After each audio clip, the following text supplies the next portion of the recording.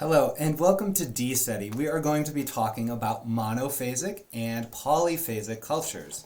So it is really important to know that discussing culture is tricky and taboo, but that it's really important. We see from the dream studies literature that your worldview really does matter. Your attitudes about your dreams, whether you believe they're meaningful or not, that they could be messages of healing or transformation sent from yourself, from guidance, from elsewhere, or any of these other attitudes you might have to dreaming really do impact your dreaming experience, and that in turn impacts your experience of waking life. Oftentimes in the West we say dreams are just dreams, don't pay attention to them, but that's actually just a cultural convention that is not backed up by science. Western science really does understand dreams to be something else. We just can't make sense of it, right? So we go back to the genesis of the Western scientific method with René Descartes. He was very much inspired by a series of 3 dreams that really caused him to explore this subject and generate what we now understand to be the Western scientific method that we use to say, oh, dreams are just dreams, don't pay attention to it. But actually, if we go back to history, if we go back to what people actually say about dreams, we understand that they are much, much more. So the distinction between the monophasic and polyphasic cultures is very important. Western materialist culture is monophasic, and the 90% of Earth's cultures that honor dreams as more than just dreams are polyphasic. So let's get into some definitions. So quite literally, monophasic means one phase. Mono, one, phase, phasic, phase. Polyphasic means many phases. So phases here refers to phases of consciousness, like dreaming, shamanic states of consciousness, altered states. The waking state of consciousness is simply one of many phases of consciousness. And whether or not you say, hey, these are meaningful, you're experiencing them every single day. So it's important to note that value judgments are hard and tricky to make, but it is important to note that monophasic culture is like monocropping. So this is an example of how Western materialist culture goes, one thing is really good, let's focus on that, right? So we have all these GMO cornfields that are actually just control mechanisms from corporations, really, that are imposing a rectilinear kind of rational order on something that actually works. And so we're doing the same thing with dreams when we say, we only value waking consciousness, we're not valuing the dream phase of consciousness. It is really important to know that the monophasic culture that we live in, the Western materialist culture, actually relies on persecution and genocide of polyphasic peoples and ideas in order to maintain control. And therefore, we might even make some value judgments upon that. This isn't like someone's doing this on purpose. It is more of a sort of desire for perfection that has been kind of taken out of whack, basically, and gone crazy, much like our Western technological materialist culture is destroying our planet. We're destroying our rich legacy of dreaming and dream experiences.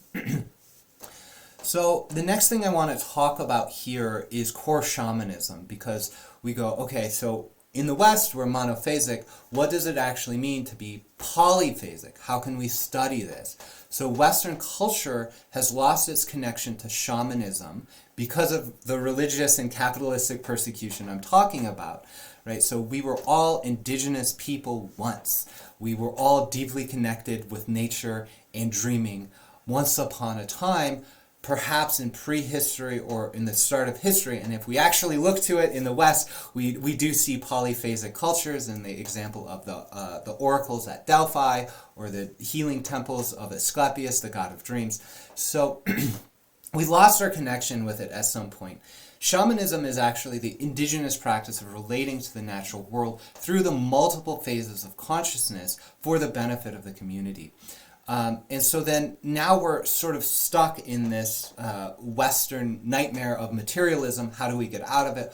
Well, let's actually use Western science. Let's use Western anthropology to work with our intellectual minds to expand out. And that work actually is called core shamanism. It arises from the work of Dr. Michael Harner, who was an anthropologist in Berkeley. He went down to the Amazon, had psychedelics, ayahuasca, opened his mind to all these different phases of consciousness, went ahead and did a study, cross-cultural study of how people relate to shamanism in the earth, and found strong commonalities. And this is some of the insights where we go, oh, there's actually a distinction between monophasic and polyphasic cultures. So now I want to talk about shamanic dream work, because this is how we, as a Western materialist people, can relate to polyphasic indigenous shamanic practices. And so this is something that happens across the board.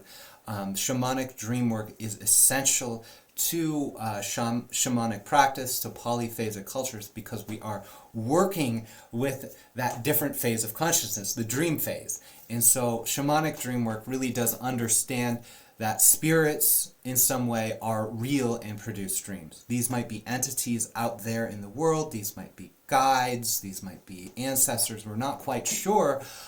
They may be extraterrestrial, right?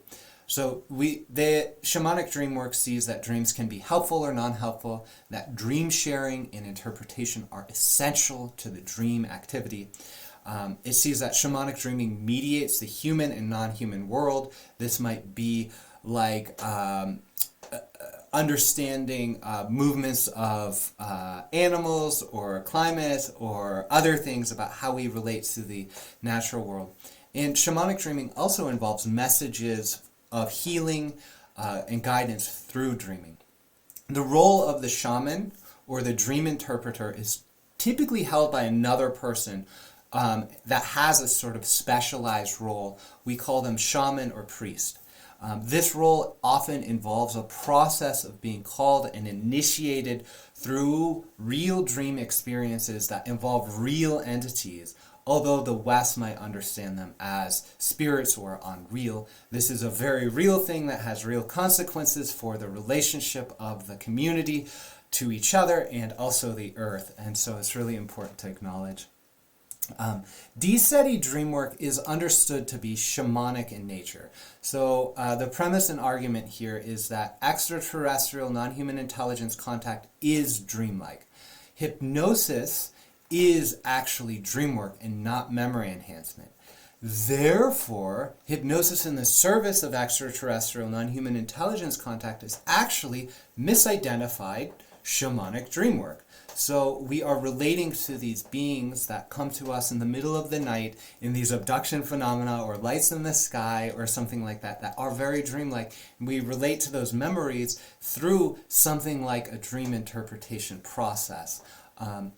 And so I just wanted to let you know that I spent a lot of time studying dreams and shamanism. I'm trained in core shamanism. I took training from Michael Harner, actually, shamanic dream work from Robert Moss, hypnosis training from the depth hypnosis situation with Isa, and I'm also practicing Western traditions of dream interpretation and shamanic practice. So this is the basis for which I'm offering this work. So what is D-SETI?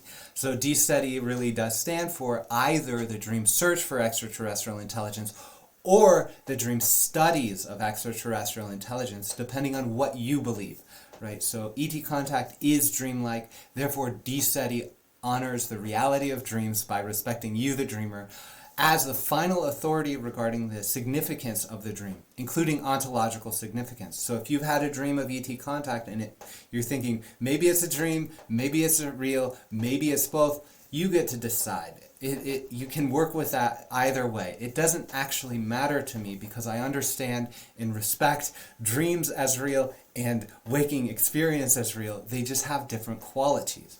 So D-SETI offers DreamWork sessions and educations through the work of me, Daniel Rekshan. I hold a master's in East-West psychology, certificate of hypnotherapy, in-depth hypnosis, beyond quantum healing certification, and I'm a PhD student in the integral noetic science.